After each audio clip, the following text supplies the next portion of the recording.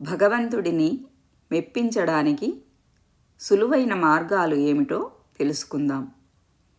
రామకృష్ణ పరమహంస భారతీయ ఆధ్యాత్మిక గురువులలో ప్రముఖుడు.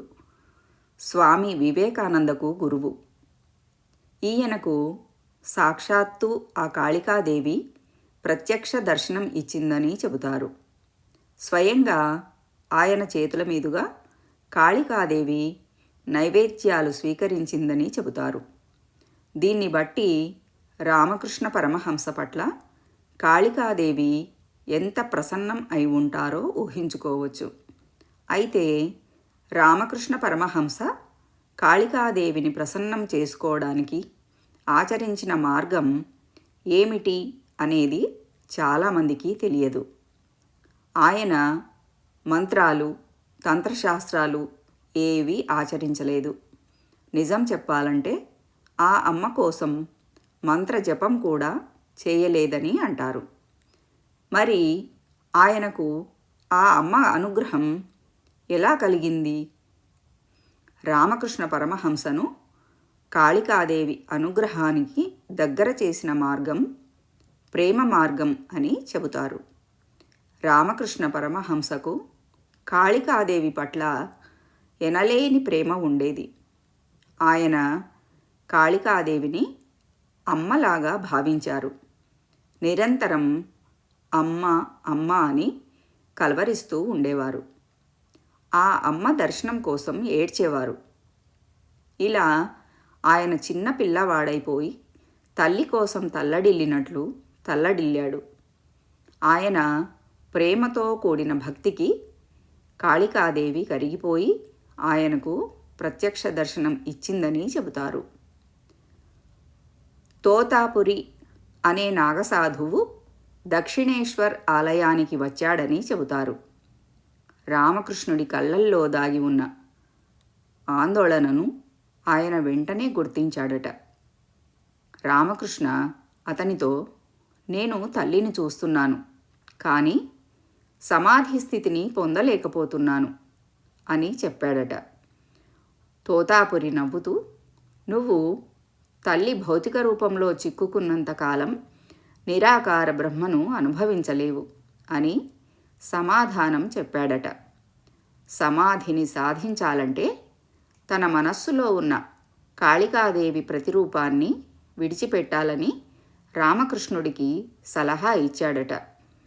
సున్నితమైన హృదయం కలిగిన రామకృష్ణుడు తన తల్లి కాళికాదేవి అనుమతి లేకుండా ఏమీ చేయలేనని చెప్పాడు.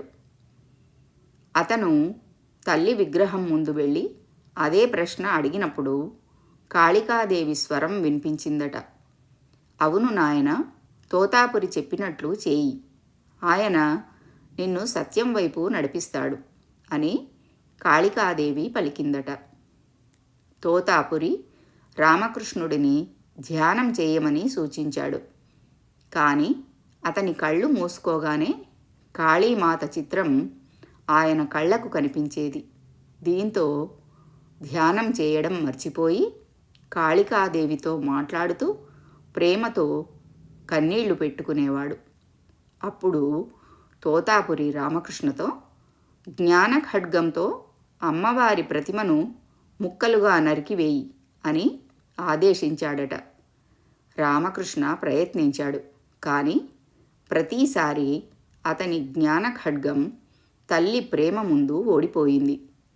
అతను తన గురువుతో, తల్లి నా ముందు కనిపించినప్పుడు నేను ప్రతిదీ మర్చిపోతాను, నేను ఆమెపై ఎలా దాడి చేయగలను అని అన్నాడు. రామకృష్ణుడి మాటలు విన్నాక తోతాపురి ఒక ప్రత్యేకమైన పరిష్కారాన్ని ఏర్పాటు చేశాడట.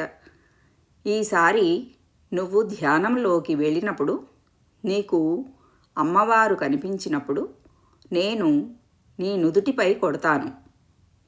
ఆ నొప్పిని ఒక సంకేతంగా తీసుకొని కత్తి ఉపయోగించు అని చెప్పాడట. రామకృష్ణుడు తిరిగి ధ్యానస్థితిలోకి వెళ్ళాడు.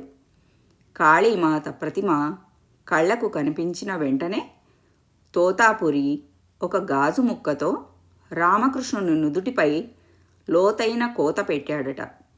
ఆ నొప్పి రామకృష్ణుడిని స్పృహలోకి తీసుకువచ్చింది. అతను వెంటనే స్పృహలోకి వచ్చి మానసికంగా కాళికాదేవి రూపాన్ని 2 భాగాలు చేశాడట. విగ్రహం అలా 2 భాగాలు కాగానే దాని రూపం కోల్పోయి అందులో నుండి ఒక నిరాకారమైన కాంతి వెలువడిందట. ఇలా జరిగిన తర్వాతే రామకృష్ణ పరమహంస సమాధి స్థితిలోకి వెళ్ళాడట. ఆయన దాదాపు 3 రోజులు సమాధి స్థితిలోనే ఉన్నాడట. స్పృహ నుండి బయటకు వచ్చాక ఆయన కాళికాదేవి భక్తుడు మాత్రమే కాకుండా పరమహంస కూడా అయ్యాడట. దీని ద్వారానే దేవుడు విగ్రహాలలో లేడని, ఈ సృష్టిలో ప్రతి కణంలో వ్యాపించి ఉన్నాడని ఆయన అర్థం చేసుకున్నాడు. ఇలా రామకృష్ణ పరమహంస కాళికాదేవిని ప్రేమ అనే మార్గంతో ప్రసన్నం చేసుకొని సృష్టి అంతా ఆ కాళికాదేవి వ్యాపించి ఉంది అనే విషయాన్ని అనుభవపూర్వకంగా తెలుసుకున్నాడు.